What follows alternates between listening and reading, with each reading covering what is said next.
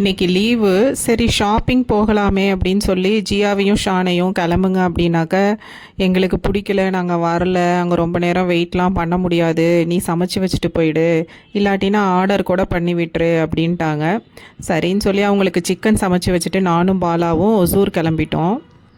எப்போதும் போல் ரொம்ப லேட் ஆகிடுச்சு. சரி நேராக போய் சாப்பிட்டுட்டே போயிடலாம் அப்படின்னு சொல்லிட்டு நேராக ஹோட்டல் போயிட்டோம்.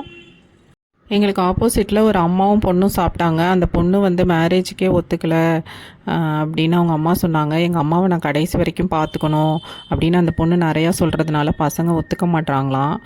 அந்த ஆன்ட்டி வந்து என்னைய பார்த்தா அவங்க பொண்ணை சின்ன வயசில் ஸ்கூல் விட போகும்போது இருக்கிற மேம் மாதிரி இருக்கீங்க, அதே மாதிரி பேசுகிறீங்க அப்படின்னு சொல்லிட்டு பேசுனாங்க.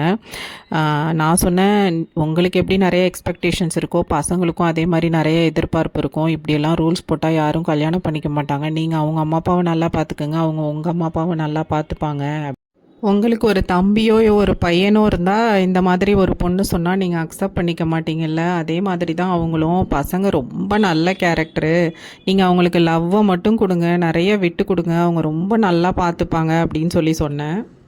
இந்த பொண்ணு எனக்கு மேரேஜே பிடிக்கல, பசங்களே பிடிக்கலன்னு நெகட்டிவாகவே சொன்னுச்சு. அதுக்கு இதெல்லாம் சொல்லிக்கிட்டே நான் என்ன சாப்பிட்டேன் அப்படிங்கிறதையே நான் சரியாக பார்க்கல. எல்லா பொண்ணுங்களும் மாம் டேட் லிட்டில் பிரின்சஸாக இருக்காங்க. சாப்பிட்டுட்டு கடைக்கு பர்ச்சேஸ் பண்ண வந்துட்டோம். நான் இன்றைக்கி சாரீஸ் தான் எடுக்க வந்தேன். எப்போதுமே வந்து சாரீஸ் பல்காக எடுத்து வச்சுப்பேன், அது தீந்தோன்னே திரும்ப போய் எடுத்துப்பேன். இது வந்து எங்கள் வீட்லேயும் பாலா வீட்லேயும் நிறைய லேடிஸ் இருக்கும். ஏதாவது ஃபங்க்ஷன்னா ஒரு டைமும் போய் எடுக்க முடியாது, அதனால் வந்து மொத்தமாக எடுத்துப்பேன், எனக்கும் சேர்த்து வாங்கிப்பேன். எனக்கு சாரீஸ்னால் ரொம்ப பிடிக்கும். இது எல்லாமே சில்க் சாரீஸ் தான், நிறையா சில்க் சாரீஸ் வந்து எடுத்தேன்.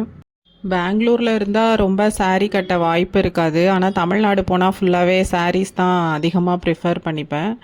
எனக்கு வச்சு கொடுக்குறதுக்கும் ஈஸியாக இருக்கும். இங்கே லைட்டிங்ஸ் அவ்வளோவா சரியாக இல்லை, நைட் டைமில் எடுத்ததுனால. நான் வீட்டில் போய் இந்த புடவையெல்லாம் ஒரு டைம் காமிக்கிறேன்.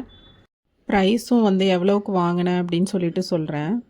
எல்லா ஃப்ளோரும் ஏறி இறங்கி பர்ச்சேஸ் பண்ண ரொம்ப லேட் ஆகிடுச்சி. சாரீ வாங்கிக்கிட்டு கொஞ்சம் திங்ஸ் வாங்கிக்கிட்டு பார்த்தா ஜுவல்ஸ் எல்லாம் நிறையா வச்சுருந்தாங்க. சரின்னு சொல்லிவிட்டு அது நம்ம எப்படியும் வாங்க முடியாதுன்னு தெரியும் விற்கிற விலைக்கு.